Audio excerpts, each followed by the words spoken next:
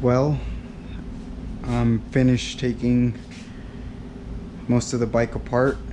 There's still a few things left just here and there, but I think I'm just gonna keep those just so I don't misplace them or mix them up. What I'm gonna start doing is restoring, I guess you could say, some of this frame. It's obviously been worked on before. I'm gonna have to grind this off, redo the tail end, and grind some of the stuff that it doesn't need, like this and that, as well as in here.